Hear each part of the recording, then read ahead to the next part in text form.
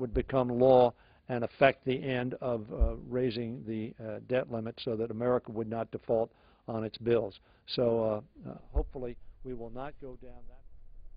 House Democratic Whip Steny Hoyer, along with Maryland Governor Martin O'Malley earlier today on progress in the debt and deficit negotiations. By the way, you can see this briefing in its entirety on our website, cspan.org. We're leaving it now to go live to the U.S. House, members returning this afternoon for legislative business, including work on a bill making changes to the new Consumer Financial Protection Bureau, votes on amendments, and final passage expected later today. This is live coverage of the U.S. House on C-SPAN.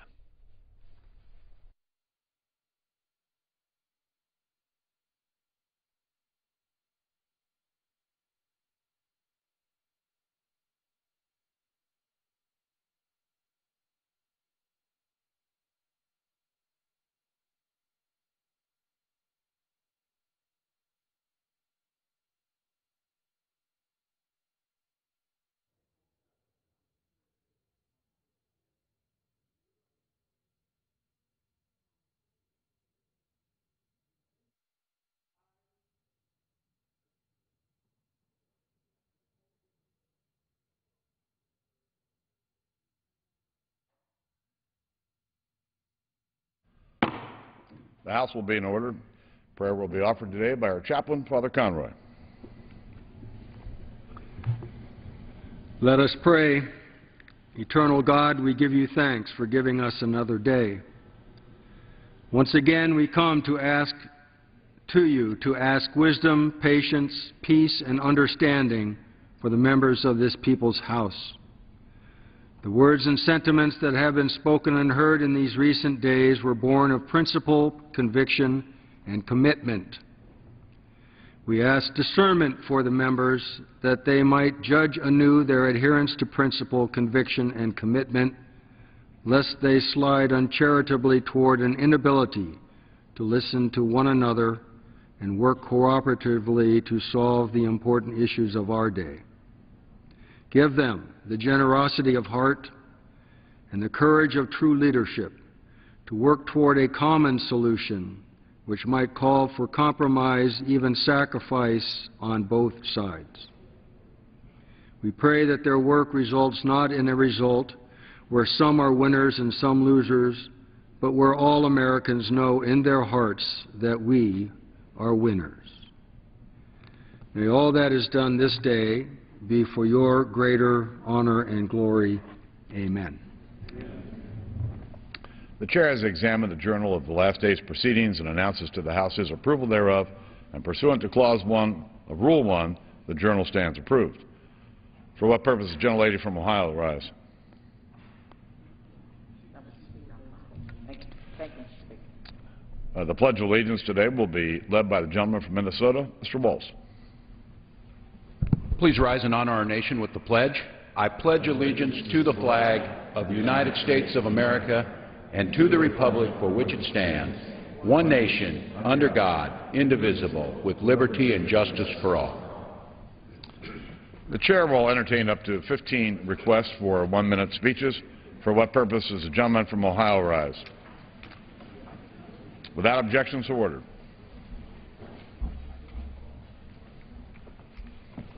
Morning. Thank you, Mr. Speaker.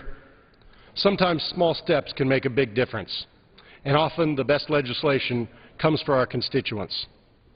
That's the case with legislation that I've introduced called the Debt Contribution Act, which gives Americans simpler ways to make a tax-deductible contribution specifically to reduce our national debt.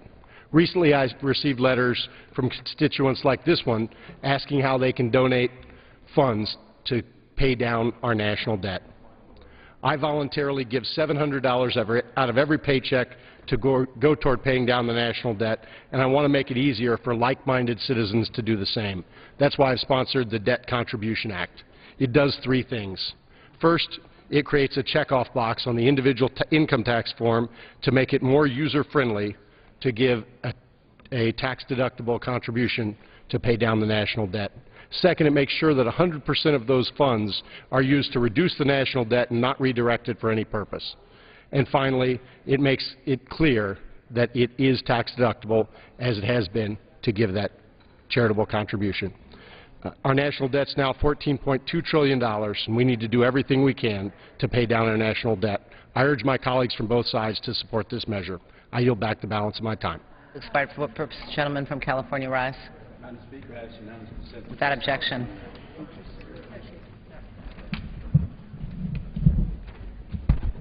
Madam Speaker, on Tuesday we passed one of the worst bills I've ever seen in my time in Congress. The cut, cap, and default plan jammed through by the Republican is not a real solution to our fiscal crisis. Instead, it threatens Medicare benefits and it increases out-of-pocket expenses for seniors. It's just another example of special interests holding our country hostage to protect tax breaks for the wealthiest few. It has been 28 weeks since the Republicans took control of the House, and we have not seen a job bill. Instead, we see a bill that makes seniors suffer while cutting taxes for ultra-rich and corporations that ship jobs overseas. The Bush tax jobs, or the Bush tax cuts for the wealthy have failed to create jobs. We need a balanced solution to go forward. No new taxes, no jobs. No taxes, no jobs. Let's work on a plan that solves our nation's deficit without making our seniors and our middle class pick up the tab. I yield back the balance. This time has expired. For what purpose? Gentleman from Indiana rise. Without objection. Madam Speaker, I rise today to honor Terre Haute Police Officer Brent D. Long. Officer Long was killed in the line of duty on July 11, 2011, while assisting to serve a felony warrant. A proud member of the Terre Haute, Indiana Police Department for 6 years as a canine handler and a member of the department's SWAT team, Officer Long was 34 years old. Terre Haute has lost one of its finest citizens, and the community will forever be indebted to Officer Long's service. His sacrifice and valor should be commended, and I would like to offer my most heartfelt condolences to Officer Long's family, friends, and to the Terre Haute Police Department who have lost one of their own. With that, Madam Speaker, I yield back. Gentleman yields back. For what purpose is the gentleman from Washington rise? Without objection. Madam Speaker, as we search for a bipartisan solution to our fiscal short-term and long-term issues, I don't think we should be unmindful of what is really happening in the real world. In the real world, there's two things. One, we have a job crisis, and two, we have Americans sweltering from coast to coast with unprecedented heat. And these things are connected, because if we adopt a clean energy strategy to develop clean energy sources, we can prevent our climate from continuing to change, which left unabated will leave New York City with 3 times the number of days with over 95-degree temperatures in the next several decades. We need to have an energy policy that will invest in those clean energy jobs, and as we look for this bipartisan solution, let's not cut off our energy research, which is going to be successful building a new clean energy strategy for this country and build millions of new clean energy jobs, and by the way, keep us to have a climate that's habitable. Gentleman's time has expired. For purpose, the gentleman from Illinois rise. Unanimous consent. Without objection. Thank you, Madam Speaker. Shuttle Atlantis returned to Earth at daybreak this morning, and it marked the end of America's 30-year shuttle history of scientific and engineering excellence in space. I'm a strong believer in American exceptionalism. And at its heart, the story of America's exploration of space is a story of American exceptionalism. No other nation has mastered manned spaceflight like the United States, launched anything like the Hubble Space Telescope, or led efforts like the International Space Station. 42 years ago today, Americans first walked on the moon. No other nation has come close to matching this achievement. But I'm deeply concerned about America's future greatness. Today, the path forward for our space program is unclear. Save for empty political rhetoric, President Obama has been unwilling to lead or articulate a vision for future American endeavors in space. The Defense Department fears that the loss of our civilian space program will erode our aerospace industry base and threaten our technological edge in all fields. As a result, we are left relying on Vladimir Putin for rides into orbit. This is unacceptable and it's un-American. I hope we'll reform Washington's habit of borrowing and spending, and after we've cut, capped, and balanced, it's time to lead again in space. It's time again for American exceptionalism. I yield back. The gentleman's time has expired. For what purpose does the gentleman from Minnesota rise? Without objection. Thank you, Madam Speaker. It's my honor to rise today to congratulate Gustavus Adolphus College in St. Peter, Minnesota on 150 years of academic excellence. For a century and a half, Gustavus Adolphus College has thrived as a prestigious and nationally recognized liberal arts college and cultivated the values of faith, service, justice, and community in its students. I've had the opportunity to see firsthand the many Gustavus students and graduates who live by the motto of the college, make your life count. Gustavus students are bright, engaged, and my interaction with them leaves me feeling optimistic about the future. I'm also lucky enough to be married to one of their alums.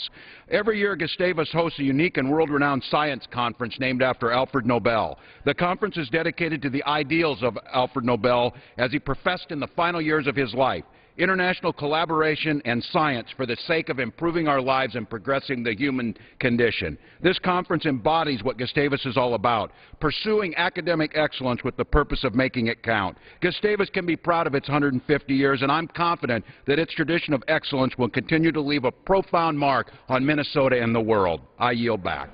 Gentleman yields back. For what purpose, gentlewoman from Washington rise? Without objection.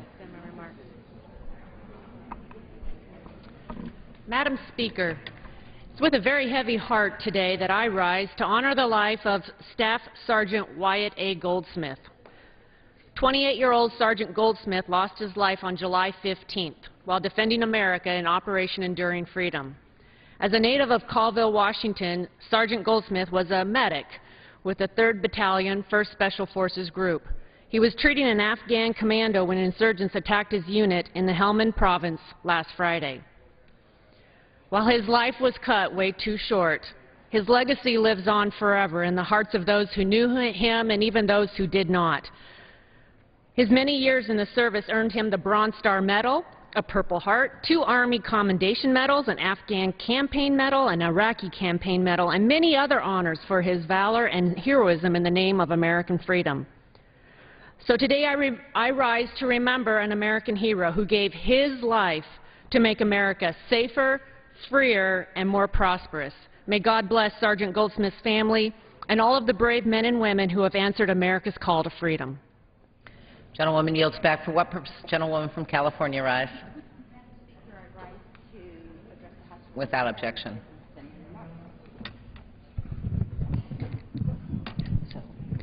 Thank you, Madam Speaker. It is with great honor that I rise today to pay tribute to a friend and a remarkable public servant, Felix Anton Schwartz. Mr. Schwartz was the executive director of the Health Care Council of Orange County, where he had such a passion for working with people until his 80th year. Unfortunately, he passed away on the 4th of July. Mr. Schwartz will be remembered for his long and his productive life, where he brought people together to seek solutions to so many of our health care issues back home. He was an avid advocate for improved access and affordability for the people of Orange County.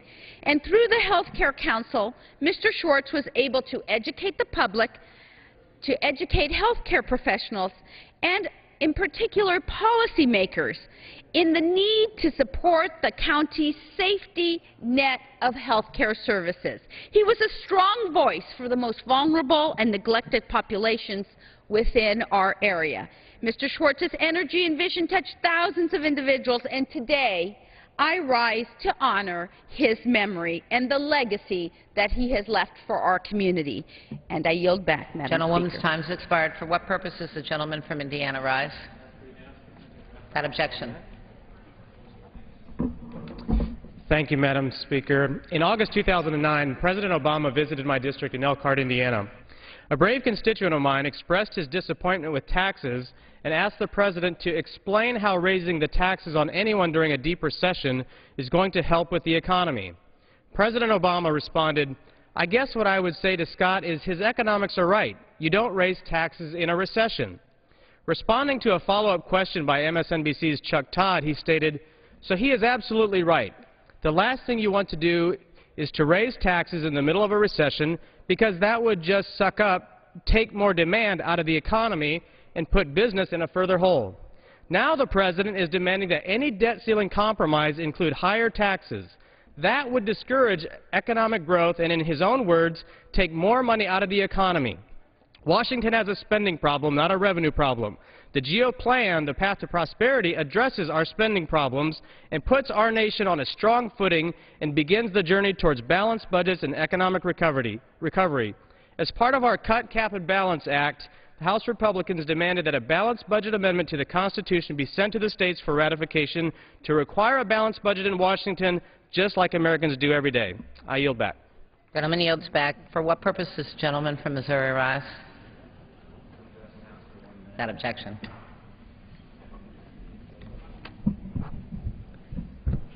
Thank you, Madam Speaker. It's time to come together and put an end to this debt default crisis. Economists and business leaders warn us that failing to pay our nation's bills would spell disaster for this economy. Interest rates would skyrocket, the dollar plummet, our modest economic recovery wiped away. Are my Republican colleagues really going to continue to hold the U.S. hostage to protect special interests, subsidies for big oil, profitable corporations sending jobs overseas at the expense of seniors? Are my Republican colleagues really going to drive this economy over the cliff? Last year they promised America a jobs agenda, and now they confess they have none. Nearly 1,000 of my constituents have contacted my office in the last 2 weeks concerned about the consequences of default. One writes, "If our elected leaders let our country fall into default, it would be inexcusable. There must be compromise. It's time to stop focusing on political posturing and give the American people the leadership they deserve for a stronger American future." I yield back. Gentleman yields back. For what purpose, gentleman from Texas rise? Gentleman, without objection.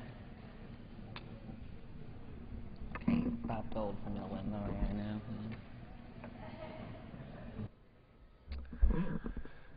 Madam Speaker, yesterday marked the 42nd anniversary of our nation's greatest achievement, putting an American on the moon. Today marks a different milestone with the last flight of the Space Shuttle. The Space Shuttle program has been the heartbeat of human spaceflight for the past 30 years. Today, we celebrate the shuttle fleet, Columbia, Challenger, Discovery, Atlantis, Endeavour, for their awe-inspiring record, 135 missions, over 5 million miles flown in orbit, construction of the International Space Station, repair of the Hubble telescope, and the list goes on and on and on. We also owe immense gratitude to those heroes on Challenger and Columbia and their families who made the ultimate sacrifice for space exploration. Most of all, we recognize the best space industry team in the world for enabling our country to bear the honor of such incredible achievements. And I am proud beyond words to represent the Johnson Space Center, the home of U.S. human spaceflight now and forever. May God bless America and remember this remarkable team. I yield back. This time has expired. For what purpose, gentlewoman from California rise? Without objection.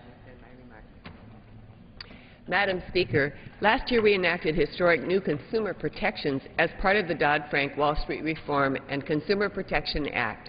This landmark law created the Consumer Financial Protection Bureau, the first federal regulator dedicated exclusively to protecting consumers from deceptive practices and potentially harmful financial products and services.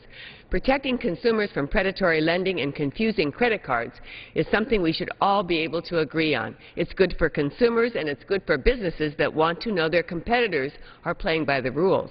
But the majority has made it clear they don't like these new protections and has worked actively to undermine them. This week, the House will consider H.R. 1315, a bill that increases bureaucratic red tape and seriously weakens the Bureau's authority to protect consumers. Sadly, the majority is yet again choosing Wall Street and its high-paid lobbyists over middle-class families.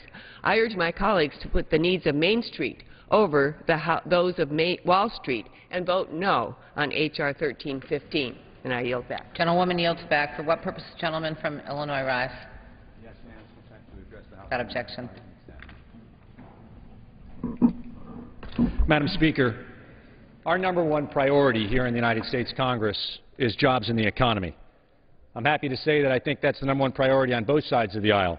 So the question then becomes, what other things can we be doing each and every day to move forward that agenda? In my district, the 10th District of Illinois, we've got 650 manufacturers representing 80,000 jobs. It's the 3rd largest district for manufacturing in our nation. 46,000 of those jobs rely on exports. The President has said that he wants to double exports by 2014. We certainly want to help him in that process. For every $1 billion that we increase in export, we create 6,250 jobs, according to the statistics. The Korean Free Trade Agreement alone would add $10 billion of GDP to our bottom line. It is important, I would say critical, that we pass the pending free trade agreements with South Korea, Panama, and Colombia so we can expand our markets and create jobs here at home. With that, I yield back. Yields back. For what purpose does the gentleman from Kentucky rise? Request permission to address the House for Without 1 minute. objection. Madam Speaker, nearly every economist in our country and leaders from both sides of the aisle agree defaulting on our debt would be disastrous to our economy, to middle-class families, and to our most vulnerable citizens. Yet more than 60 of my Republican colleagues have said they will not, under any circumstances, support a plan to raise the debt ceiling and prevent another economic crisis. Since day one of this Congress, the Republican agenda has been driven by a reckless Tea Party ideology that ignores reality. And now, with the security of our economy and every American family on the line, they again choose ideology over reality. But ideology doesn't pay the bills. Middle-class families can't buy groceries with ideology. You can't pay for prescription drugs with it. Mortgage bankers don't accept ideology as payment, and neither do credit card companies. Ideology doesn't provide a safety net for our seniors who rely on Social Security and Medicare, and ideology won't pay our troops serving on the front lines. No matter how many times they deny the consequences of default, the reality is not going to change. This blind adherence to an ideology is not leadership, and it's not what the American people want or desire. I yield back. This time has expired. For what purpose, gentleman from Delaware rise? Permission to address the House for 1 minute. Without objection. Madam Speaker, our nation is lurching towards an August 2nd deadline to avoid defaulting on the national debt.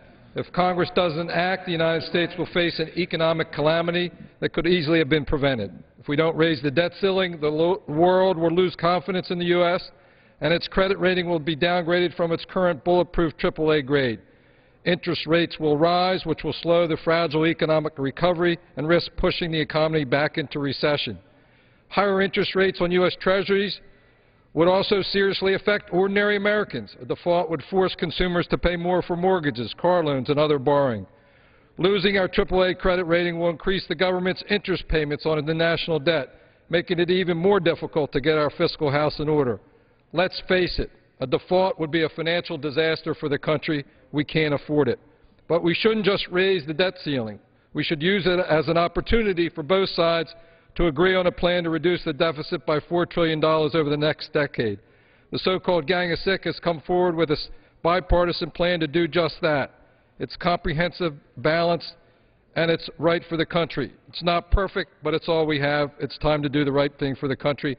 Thank you. I yield back. Gentleman's time has expired. For what purpose, gentleman from Texas rise? Morning, Madam Speaker. Madam Speaker, by the direction of the Committee on Rules, I call up House Resolution 358 and ask for its immediate consideration. Clerk will report the resolution.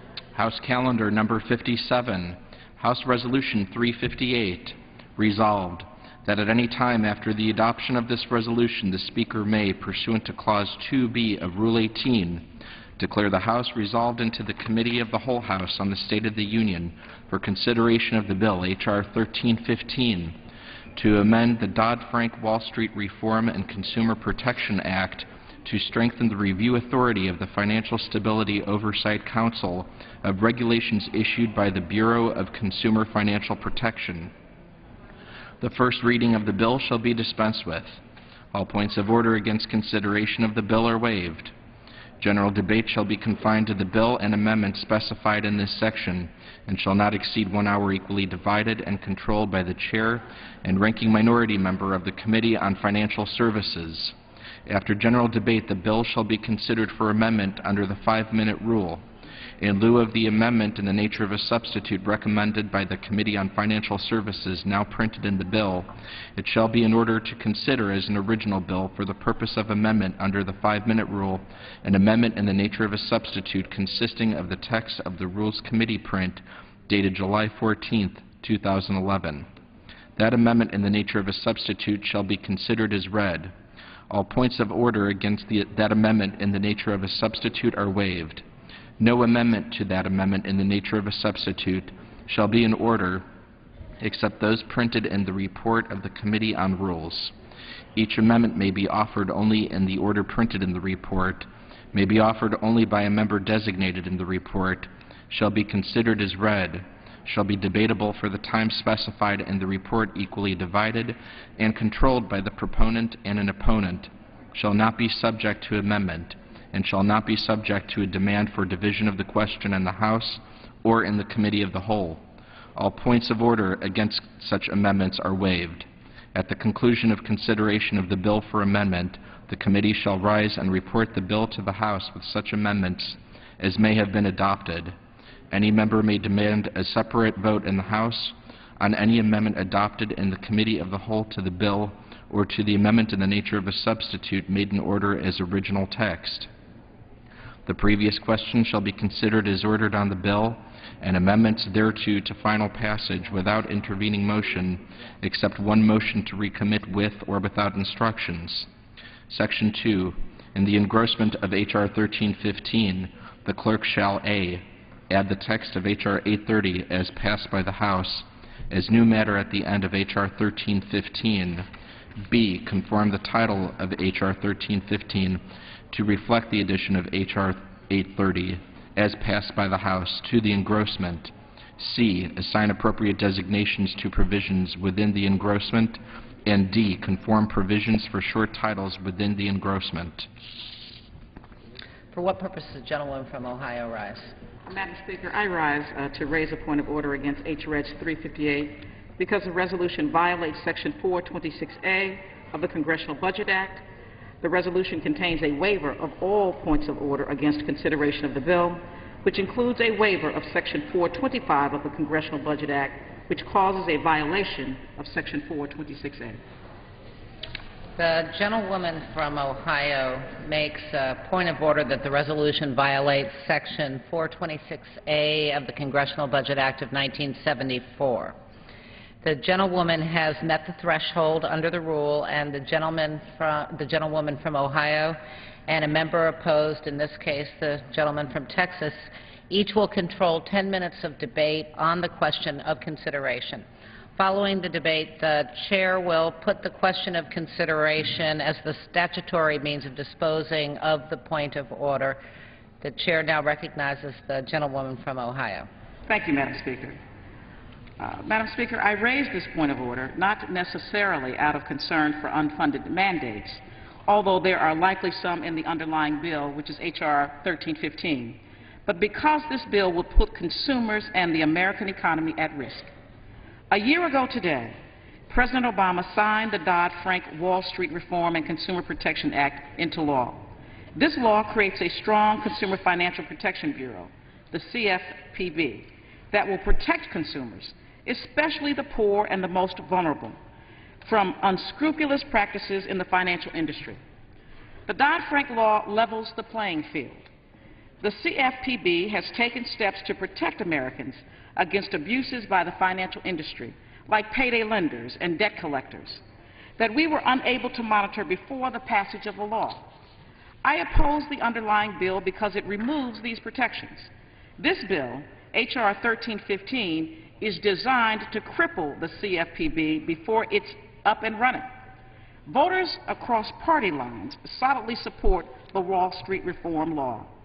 The American people want safeguards to help the economy, to protect them from deceptive financial practices and predatory products. By trying to weaken the CFPB, Republicans in Congress just confirm how out of touch they are with the concerns of the American people. Madam Speaker, I yield 3 minutes to the gentlelady from New York, Yvette Clarke. The woman from New York is recognized for 3 minutes. Thank you, Madam Speaker, and I thank my good friend, Ms. Fudge, for the time.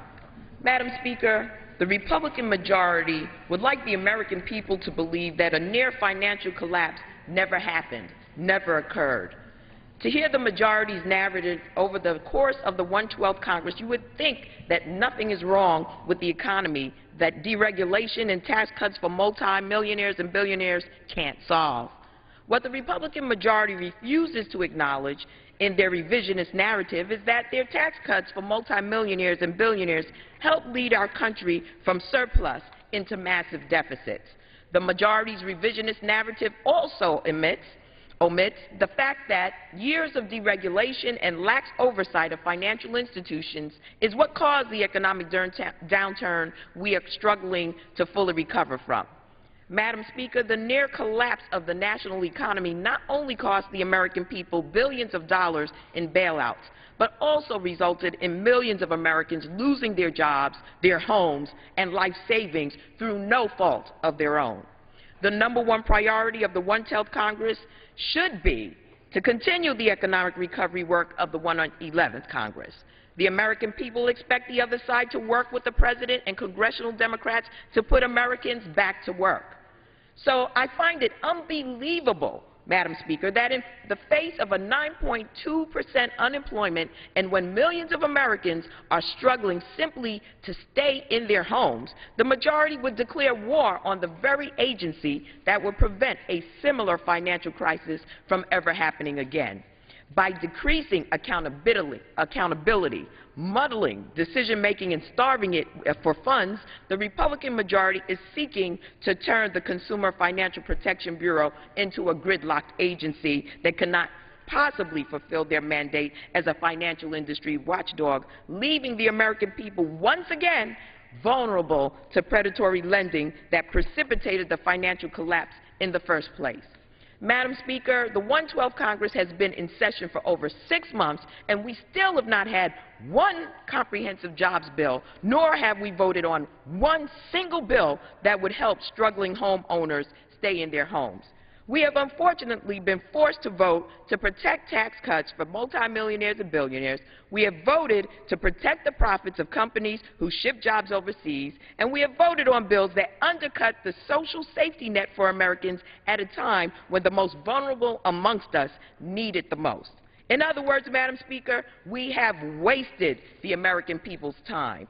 If the Republican majority claims to speak for the American people, then perhaps they should listen to the American people and stop playing games and bring legislation to the floor that addresses the number one priority of American people, jobs. By bringing this bill to the floor, the Republican majority either doesn't remember the recent financial crisis or simply doesn't care about the hardships of the American people. I thank my friend, and I support the gentlewoman from Ohio.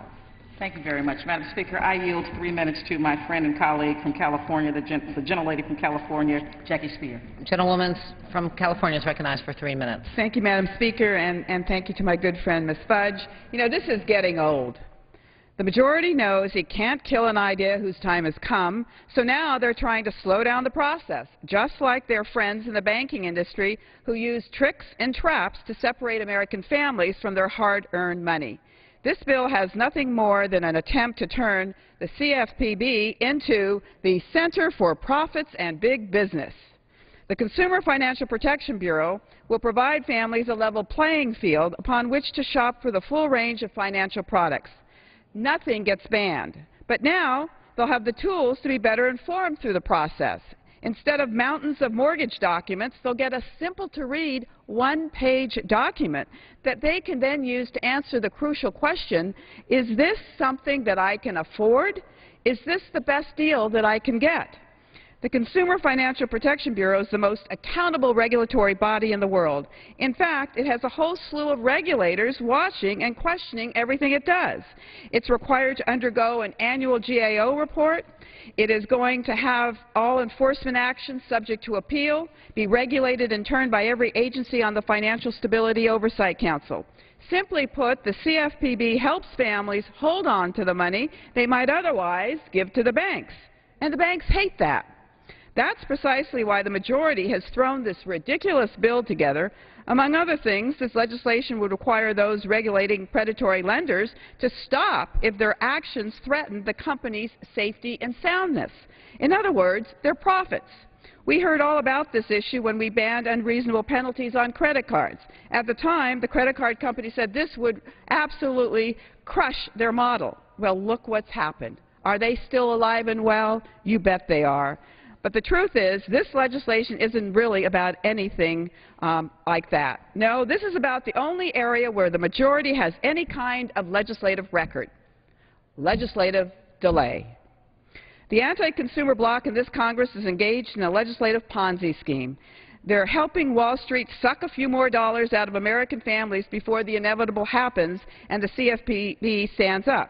Every day politicians can stall the opening of the Bureau. Well, that's more profits. Today, the CFPB is alive, and I want every American to look at this opportunity to call this number. This is a hotline available today for you to access if you've got problems with your credit cards. But you better act now, because the majority wants to shut it down. I yield back. The woman yields back. Madam Speaker, how much time do I have? The gentlewoman has 2.5 minutes. I yield to the gentlelady from New York, 1.5 minutes. Gentlewoman from New York is recognized for 1.5 minutes. I thank my colleagues for raising this issue. The Consumer Financial Protection Bureau is needed, and the House Republicans today have officially launched their legislative effort to make sure that these protections will never have a chance to do the job of protecting our consumers and safeguarding the larger economy. It is as if our friends across the aisle are blind to the painful lessons of the Great Recession. It's the group that says, let's pretend the recession never happened. The Republican strategy to defang, diffuse, and delay the Consumer Protection Agency ignores critical issues that contributed both to the credit bubble and the financial meltdown. Deceptive and misleading practices, predatory lending, unsafe credit standards, these practices, they cost Americans dearly. According to the Federal Reserve, between 2007 and the final quarter of 2009, United States household wealth fell by $16.4 trillion of the net worth, and that is terrible. That is a sum that would be more than enough to pay for the United States national debt. And if the CFPB had been in place in 2001, we might have avoided these painful, disruptive economic downturn that has hurt our overall economy, our standing in the world, and our consumers. We must let the CFPB go into effect to protect our economy and protect our consumers. I yield back to the gentlelady. Congratulate her on her leadership. Thank you so very much. Gentlewoman from Ohio has 1 minute remaining. Thank you, Madam Speaker. In closing, this underlying bill, H.R. 1315, is trying to gut the reforms we fought for and won in the new Wall Street reform law. The CFPB is set to begin work today as the cop on the financial beat, protecting American consumers and the economy from Wall Street greed. Republicans want to delay, defund, and dismantle the Dodd-Frank law. Make no mistake, Madam Speaker, Republicans want to remove protections for consumers and investors. Republicans want to return to a time where consumers, investors, and the entire financial system are at risk. I urge members to vote no on this question of consideration. I yield back, Madam Speaker. The woman yields back. Gentleman from Texas. Thank you, Madam Speaker. I rise to claim time in opposition, point of order, in favor of consideration for of up to this 10 minutes. Thank you, Madam Speaker. The question before the House is, shall the House now consider HRES 358? That's really the question here, Madam Speaker. While the resolution waives all points of order against consideration of the bill, the committee is not aware of any points of order. The waiver is simply made up in nature.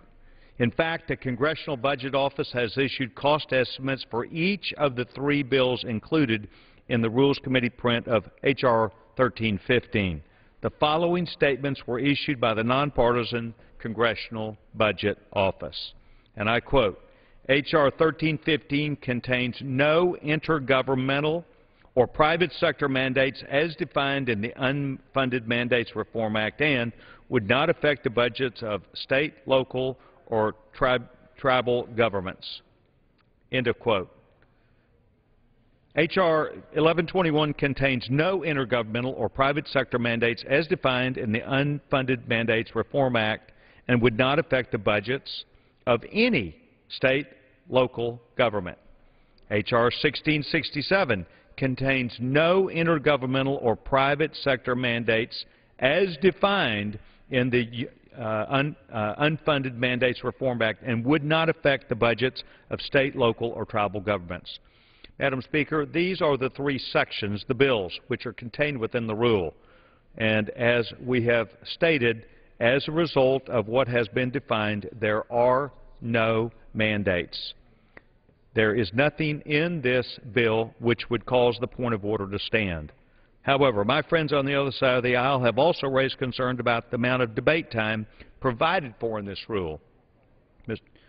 Madam Speaker, the Rules Committee takes great pride in its degree of openness, and under the leadership of Chairman David Dreyer and our Speaker John Boehner, we have tried to accommodate this request. This rule it continues the record of accomplishing making in order 11 out of 14 amendments submitted to the Rules Committee.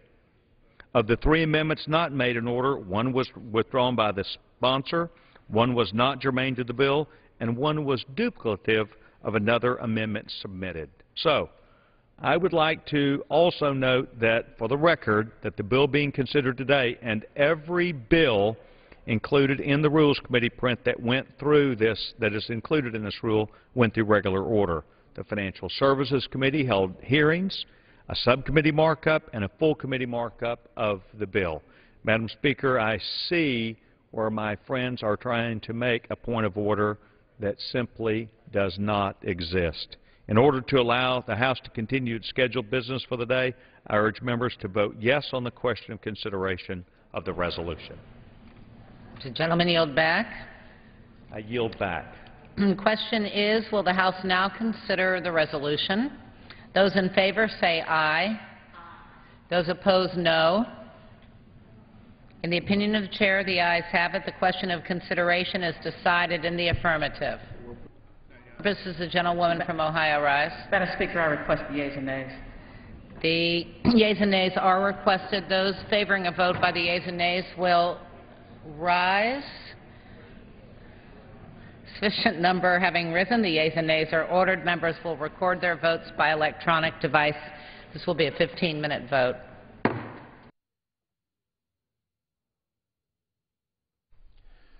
The House is holding its first vote of the day. Members voting on a procedural question regarding legislation they'll be debating later today. The Consumer Financial Protection Bureau officially opens up today, and the House will consider a bill to make changes to the agency. About a dozen amendments to consider, and a vote on final passage is expected later this afternoon. This vote right now deals with whether or not the rule for debating the measure violates debate rules. Even though the Consumer Financial Protection Bureau starts business today, they don't yet have a head. President Obama is nominating former Ohio Attorney General Richard Cordray to head the agency. Harvard professor Elizabeth Warren reportedly wanted the job. It appears she was not going to be confirmed by the Senate. The agency is already facing pressure from leading Republicans to weaken its powers, and 44 Republican senators have signed a letter to President Obama indicating that they won't consider any nominee, no matter what the party, to head the Bureau until it's restructured. And Mr. Cordray is, until he's confirmed, Treasury Secretary Tim Geithner will serve as the agency's acting director. So this is a 15-minute vote.